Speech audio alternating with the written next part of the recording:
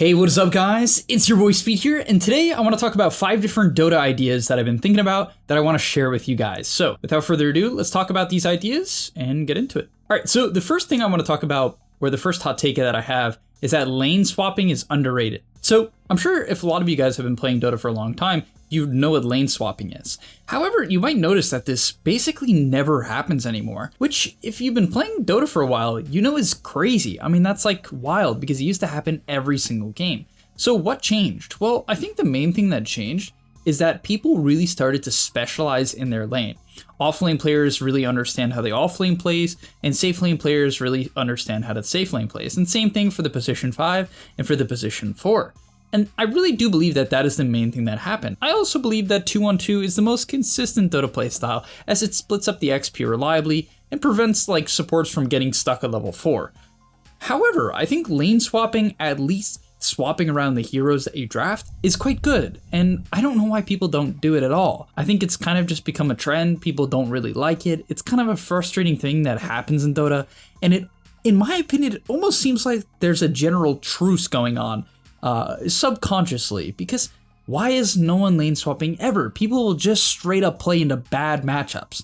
Like, they'll just play the bad matchups. And I think the mindset has become just get good enough where you can play any matchup. I mean, we see a lot of professional players not reach this because every pro player will have bad lanes, but reach something close to this. For instance, Amar kind of rarely has a bad lane. As long as he has a decent range 4 hero, he'll do okay. And so I get it, but I just think that lane swapping is underrated. I think people should keep it in mind, especially when they're hard counterpicked. Like for instance, I just had to play Pango into Drow, and that lane can be playable, you can make outplays, but it's very frustrating. It's quite annoying, and I would have liked the lane swap, especially if my safe laner had a good matchup against Drow. So definitely something to keep in mind. All right, moving on into the next point is just strictly related to Faceless Void. There's this trend, it hasn't gone away, which is like crazy to me. Some people have finally picked up on the fact that it's terrible, but actually, did you guys see the Reddit post where people were flaming Watson for not taking Q on Terrorblade? This is like the exact same thing. People will skip time dilation and take stats on Faceless Void. It is the most heinous, thing I have ever seen in my life. Okay, first of all, if you still do it, you're insane. Because Faceless Void in 7.35D was nerfed to make his W, time dilation, less slow per cooldown. It went from 10% to 7% at level 1, and then it scales back up to 10, right? So when you max it out, it's the same ability. The mana cost was nerfed, but whatever, that's irrelevant. And the slow in 7.35C was nerfed, where it's much worse at level 1. It's 30% at level 1. Instead of 60 flat, it's 30, 40, 50, 60. And yet people still will not skill time dilation. And there is no argument. You cannot tell me, oh, but in this game, people don't need their cooldowns. When in Dota do you not need cooldowns? When in Dota, is there a 775 radius ability that forces people to not cast spells bad? And maybe they go, but I don't want to get bursted, right? I don't want to get bursted. I don't know, man. If that's really the problem, just give up your damage neutral item and take an HP neutral item, because time dilation is one of the most broken spells in all of Dota. And I'm not even going to get into the level 15 talent, which is also just better. The time dilation one is just better than the bash talent. But I'm not even going to get into that right now. That's just for another day. All right, so the next thing I want to talk about is that auras are overlooked. So something that I've noticed recently is that people just don't even think about auras. Like, the only aura item that I occasionally see is pipe, unless you consider like Vlads and drums and like these are the fake aura items. I'm talking about Crimson, I'm talking about pipe. I guess there's like AC, right, which you sometimes see. But I'm talking mainly about Crimson and pipe, right? I think Crimson in particular is criminally overlooked.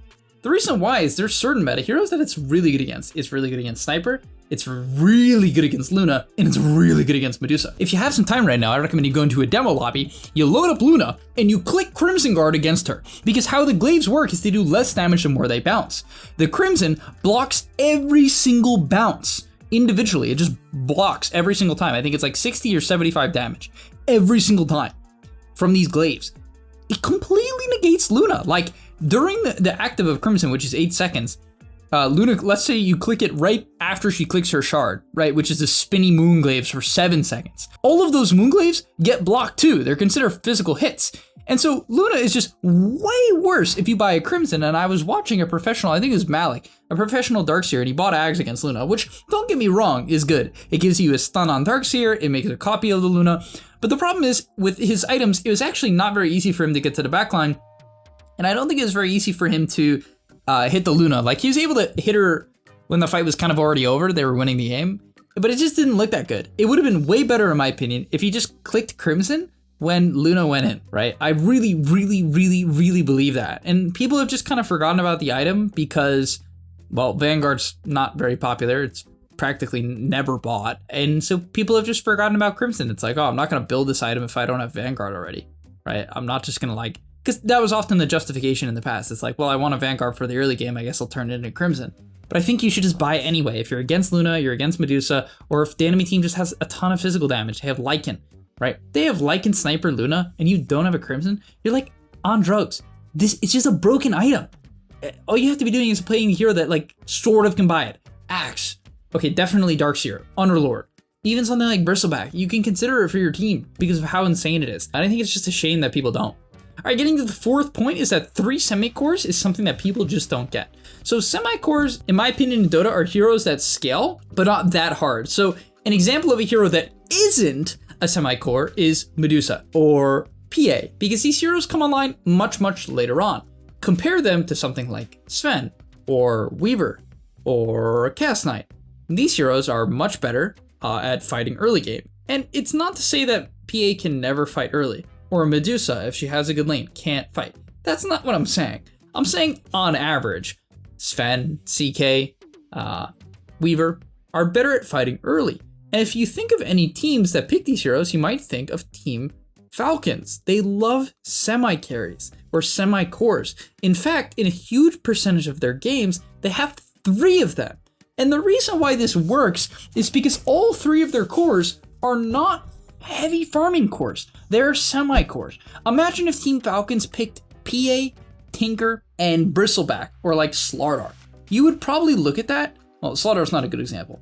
Let's say Bristleback. You'd probably look at that and be like, how in the world are they winning? They literally all have to farm for 20 minutes. That is insane. But they don't do that, of course, because that doesn't work in Dota. And so if you're playing your pubs and you're like, oh, 3 greedy cores is kind of the meta. It is, but it isn't. It is, but it isn't. All 3 heroes in Dota should be farming. Offlane players, if you guys are paying any attention to the meta, besides like Bach from Azure Ray, like that guy honestly doesn't farm a lot. That guy is, I mean, he does, but he's super sacrificial relative to the other offlaners. But for the most part, the meta is having offlane players that hit a lot of creeps, hit quite a lot of creeps. And this is enabled by the safe laner largely, because in pubs, safe laners just have no concept of this. They'll just pick AM, even if they know they have an offlane Razor and a mid tanker. And then it's like, what? The game's like, you can still win because it's a pub, but it's gonna be quite hard because you have no one to protect anyone. You have no one to tank the ganks. Like, at least if you're playing Sven and you get ganked, you have 1800 health, a stun, and you can click Warcry in a more reliable aim in a lot of ways. It's just like, the people just pick whatever. And I want you guys to understand that 3 semi-cores is okay. If you have Dragonite, Timbersaw, and Razor, or you have Weaver, Timbersaw, and Doom, 3 heroes that can sort of fight, but kind of want to farm, that can work because they can fight, they can take defensive fights. If the enemy team extends to a tower, they can TP in and have useful spells, but they don't have to. You know what I mean? They don't have to. And so that's a concept I want people to understand. All right, and finally, the last point of the video is having a small hero pool is crucial to gain MMR. Now I'm gonna start by saying my small hero pool that I play. I typically play Timber, Darkseer, Brewmaster, Kunkka, and Gyro. Gyro offlane is something I've been messing with. I think it's quite good. But I will say I break this occasionally. That's my 5 main heroes, but I do like playing Razor, Dragonite, Alk, and Pango from time to time. There's some other heroes I'll pick situationally too if my heroes are banned, or if I just think that the heroes I have remaining are just trash in the game. But for the most part, I really stick to my first 5 heroes. And it's important you have this type of idea in your mind. If you don't, you're gonna really struggle. You're gonna be much lower MMR than you should be. Because let's say you play a game of Darkseer and you do well. You can probably repeat a lot of the things that went well if you play the hero again. Let's say you have a bad game. It gives you the chance to watch the replay, or if just during the game you noticed you made a couple mistakes, there's things you could have been more efficient with. Maybe you missed your spells and you feel like you could do it better next time, right? All of these things you can fix by playing the hero again, but in a short time frame before you forget what you learned. right? So it's a short enough window where you can actually like reinforce good ideas and knock out the bad things. And so yeah, I recommend everyone has a solid 5-hero pool. I'm certainly not perfect with this, but it's something that you should always like push towards. When you find yourself being like, oh, I keep losing, I gotta find a new hero. I assure you, just look at the win rates, pick something that's like decent, and then stick to it as long as you like it. That's it. If you overcomplicate it, you will get stuck in rank. You're gonna be like, oh, this is a great Brood game. And you haven't played Brood in 2 months. Don't pick Brood, don't pick Lycan if you haven't played the hero in 2 months just because they picked Bane. Alright, you're gonna do nothing. But alright, that's gonna be all for today's video. A little bit on the shorter side, but I wanted to keep it short and sweet and just give you guys some interesting information to think about, to ponder about, and I'll see you in the next one. Peace! And that's all, but remember, before you leave, come on, before you tune out, subscribe to the gameleap website where we are going to help you get to the next rank. If you're stuck, click the link down below, and I'm out. Peace!